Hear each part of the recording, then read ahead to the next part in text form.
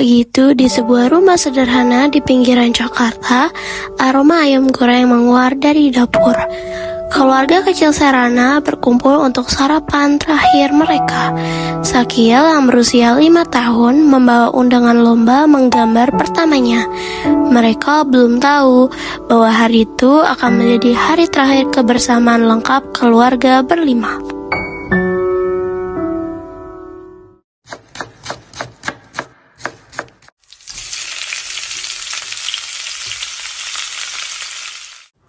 Sera, tolong ambilin piring ya, ayamnya sebentar lagi matang. Iya, Bu. Bu, masih lama. Lapar nih. Masuk Sakiel kecil membawa kertas undangan lomba. Lalu ia menyodorkan kertas itu ke ayahnya. Hah? Lomba menggambar anak TK? Wah, besok Sakiel lomba menggambar ya? Sakiel, ibu tahu Sakiel mau kami semua datang. Tapi ibu nggak mungkin berangkat sendiri ke sekolah Sakiel. Maaf ya, ibu belum bisa datang. Gini deh, besok Mbak Serana sama Mas Samuel yang datang ya. Bapak sama Ibu juga usahain datang. Ini kan rumah pertama Sakil. Pagi yang hangat itu berubah menjadi neraka di halaman sekolah Sakiel. Serana dan Samuel menunggu orang tua mereka dengan penuh harap. Tapi sebuah panggilan telepon dari nomor ibu membawa kabar yang merobek hati mereka selamanya.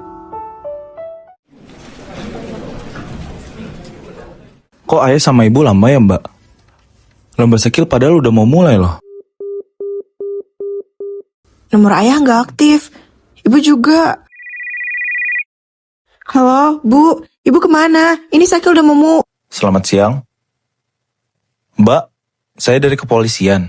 Ini pemilik ponsel yang mengalami kecelakaan. Apakah ini Mbak keluarganya? 2 orang pemilik motor, suami dan istrinya meninggal di tempat, Mbak.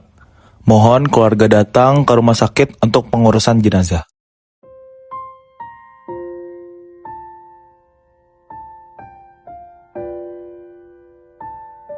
Sejak hari itu, aku yatim piatu. Umur 16 tahun, tiba-tiba harus jadi orang tua buat 2 adik.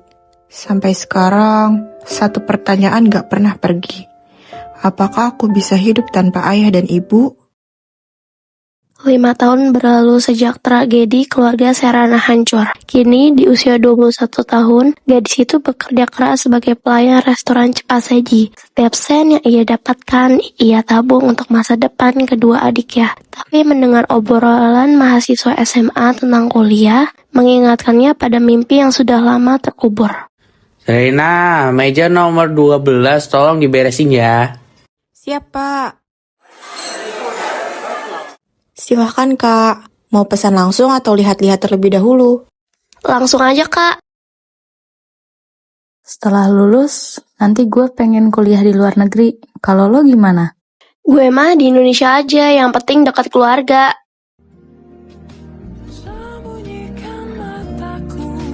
Dulu aku juga punya mimpi kuliah setinggi-tingginya. Tapi sekarang, tugasku cuma satu. Bikin Samuel dan Sakil tetap sekolah. Mimpi mereka gak boleh mati. Sekitar pukul 5 sore, Serana akhirnya sampai di rumah juga. Ia langsung merebahkan tubuhnya di sofa yang letaknya berada di ruang tamu. Bunyi pintu rumah yang dibuka membuat Serana menoleh. Ketegangan mulai muncul. Samuel yang berbakat basket merasa tercekik oleh tanggung jawab kakaknya. Sepatu basket yang rusak menjadi pemicu pertengkaran pertama mereka. Tapi di balik amarah Samuel, ada Sakiel yang diam-diam menjadi penutup luka. Kenapa muka lo kusut kayak gitu? Sam, kita cuma bertiga. Kalau ada apa-apa ngomong. Gue udah gak bisa main basket lagi, Mbak. Kenapa? Cedera? Kalau lo cedera, kita ke dokter sekarang, Sam. Jelas-jelas lo ada uang buat gue berobat. Tapi kenapa gak pernah punya uang gue buat beliin sepatu basket gue? Mbak, gue gak bisa main basket karena sepatu basket gue rusak. Gue udah bolak-balik benerin itu sepatu. Tapi tetap aja, sepatu murah itu rusak. Sekarang gue gak punya sepatu. Gak mungkin gue pakai sepatu sekolah. Karena soalnya itu tipis, Mbak. Basket itu satu-satunya pelarian gue biar gue gak gila, Mbak. Gue udah ngalah buat banyak hal. Uang jajan pas-pasan, tiap hari makan bekal. kadang puasa biar bisa nabung. Tapi gue juga manusia, Mbak. Sam, kondisi keuangan kita bener-bener minim. Fokus gue sekarang cuman biaya kuliah lo nanti sama sekolahnya Kil. Udahlah, Mbak, gak usah maksa ngulahin gue. Mending gue nyusul kayak lo. Abis SMA langsung kerja. Enggak, Sam. Lo harus kuliah. Itu satu-satunya cara biar hidup lo gak serumit hidup gue. Mbak Sera. Ada apa, Kil? Bagus banget gambarnya. Makasih ya. Mbak suka. Terus, ini coklat-coklatnya juga buat Mbak. Lain kali, uang jajan Kil buat Kil sendiri aja. Gaji habis dalam hitungan jam. Tagihan, sekolah, makan, tabungan, nggak ada. Ayah, ibu, ternyata hidup seberat ini ya. Tekanan ekonomi semakin mencekik. Gajinya sebagai pelayan tidak lagi cukup menutupi kebutuhan 3 orang. Serana keliling kota mencari pekerjaan tambahan, bahkan rela mengambil lowongan yang seharusnya untuk laki-laki. Di warung makan sederhana, sahabatnya Jessica menelpon dengan kabar penyelamat.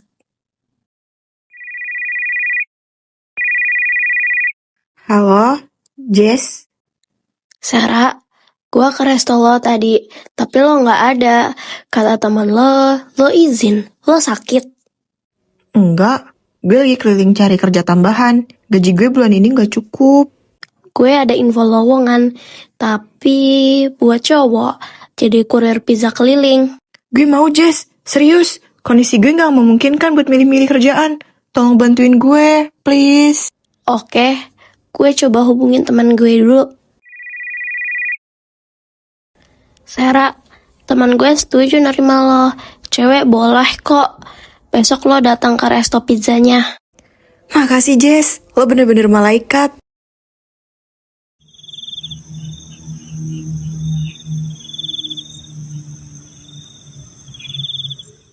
Malam sudah sangat gelap. Jalanan sepi ketika Serana akhirnya sampai di rumah. Tubuhnya lelah, pikirannya penuh dengan beban yang belum juga selesai.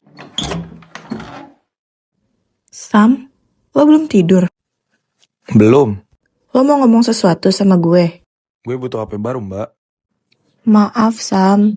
Lo tahu kan kondisi Mbak sekarang gimana? Gak ada duit lagi kan? Alasan itu terus.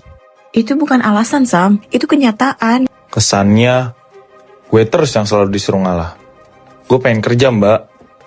Gue capek disuruh sabar terus. Skala lo tetap prioritas. Gue cuma pengen masa depan lo lebih baik. Masa depan? Masa depan gue hidup sekarang, Mbak. Hari-hari berlalu dengan beban yang semakin berat. Serana kembali sibuk mencari nafkah tambahan. Namun, tanpa ia sadari, penderitaan lain tengah menimpa Sakil. Adik bungsu yang selama ini ia percaya baik-baik saja. Mbak, Kenapa lagi, Sam? Kil badannya demam. Panas banget. Sejak kapan dia begini? Tadi pas gue bangun, dia udah panas, Mbak. Sam, kalau ada yang lo tahu bilang. Kemarin pas hujan deras, gue lihat Kil berdiri kehujanan di depan rumah Tante Ana. Pintunya nggak dibuka-bukain, Mbak. Dia diketok, tapi nggak dibolehin masuk. Katanya sepatunya basah. Apa? Kil juga cerita, dia pernah ditendang, uang jajannya dirampas dan dimaki-maki. Kemarahan Serana memuncak. Cerita Samuel membuka luka yang selama ini tersembunyi. Tanpa pikir panjang, Serana melangkah cepat. Hatinya bergejolak antara marah, kecewa, dan rasa bersalah sebagai kakak. Ia tahu kali ini ia tak bisa diam lagi.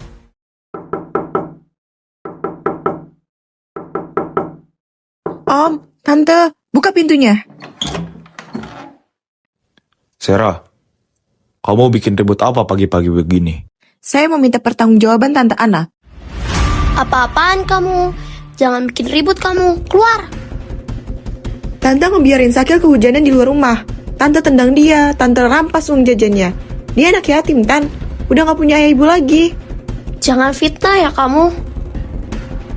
Tan, doa anak yatim dan orang yang dizolimi itu cepat dikabulin. Gimana kalau saya doain hal-hal buruk buat Tante? Sudah. Sera, maafkan Tante Ana ya. Nanti Om kasih pengertian ke dia. Sekarang, kamu pulang. Rawat adikmu dengan baik-baik.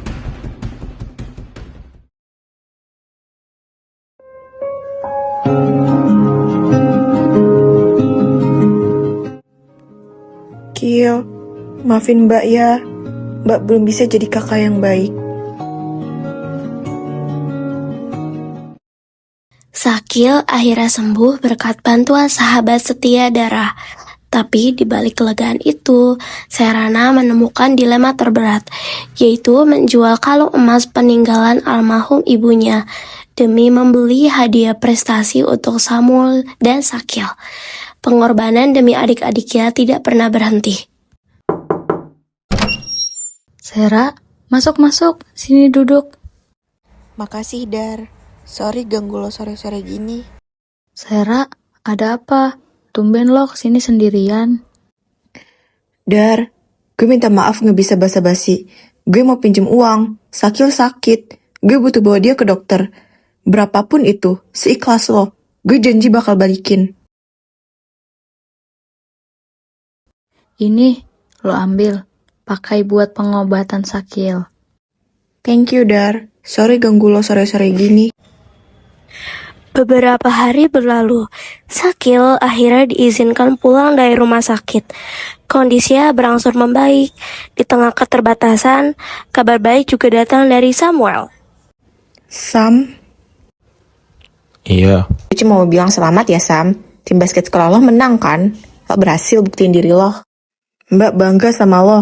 Bangga juga sama Sakil. Kalian hebat. Di tengah keadaan kayak gini, kalian masih bisa berjuang. makasih Mbak. Ayah, Ibu, Sera bahagia adik-adik masih bisa berprestasi. Sera bersyukur punya mereka. Melihat perjuangan kedua adiknya, sebuah niat tumbuh di hati Serana. Ia ingin memberi mereka hadiah, sebuah apresiasi kecil agar semangat mereka tidak padam. Bu, haruskah aku jual kalung ini? Maaf, Bu. Ini satu-satunya cara biar aku bisa kasih hadiah buat Samuel dan Sakil. Biar mereka tetap semangat.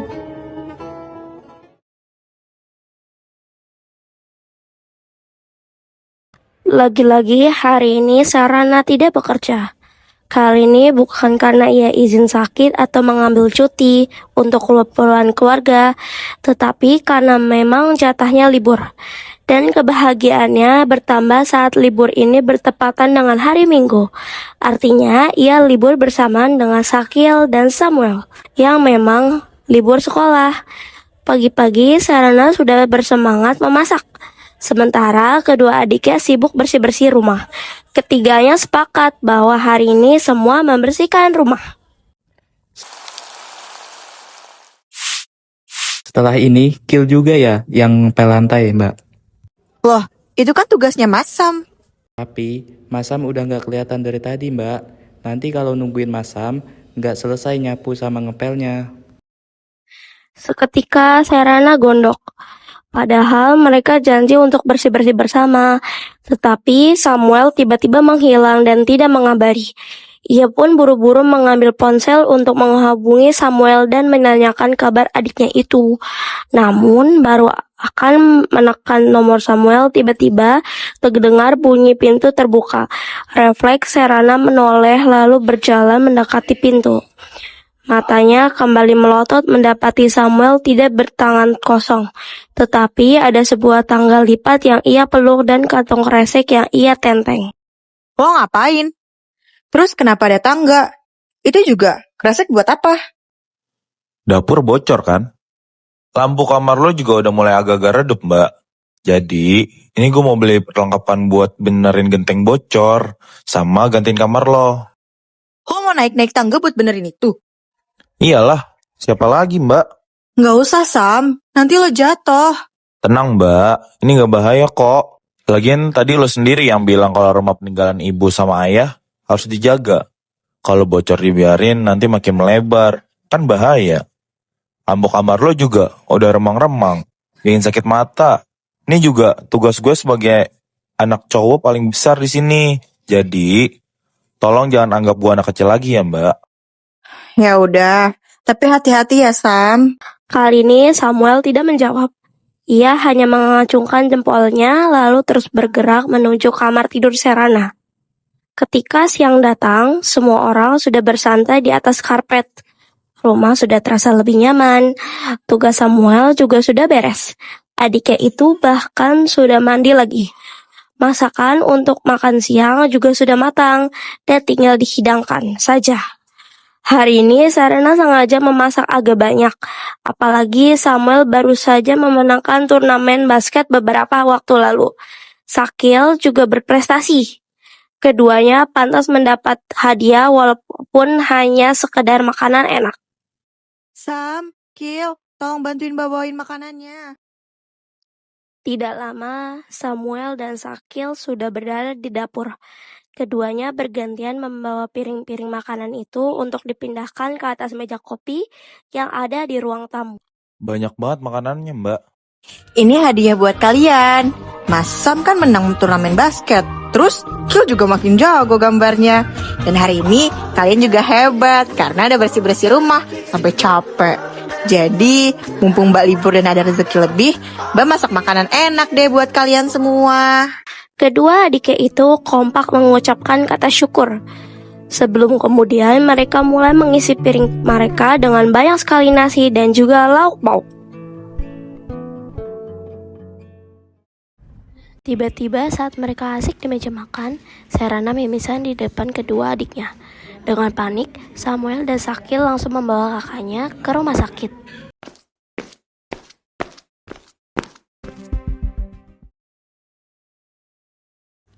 Tekanan darah mbaknya 200/120.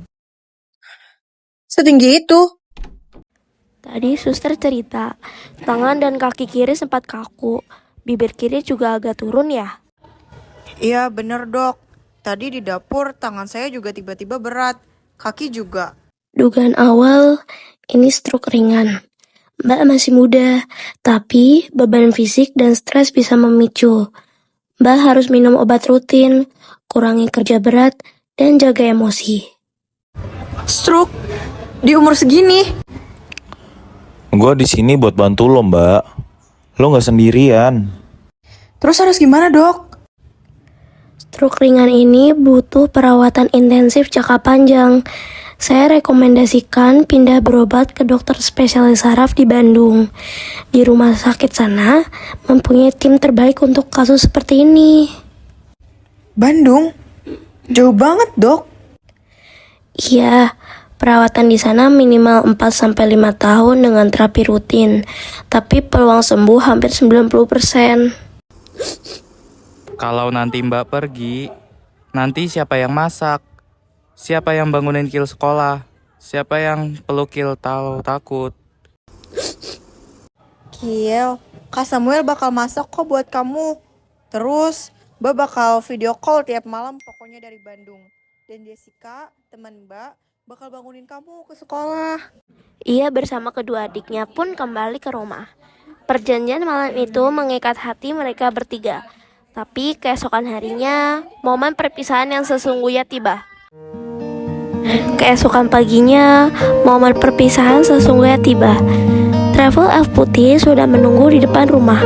Satu gambar besar dari Sakil, satu termos besar dari Jessica, dan satu sejati teguh dari Samuel untuk menjadi bekal Serena menuju Bandung. 4 tahun perpisahan demi reuni yang lebih bahagia.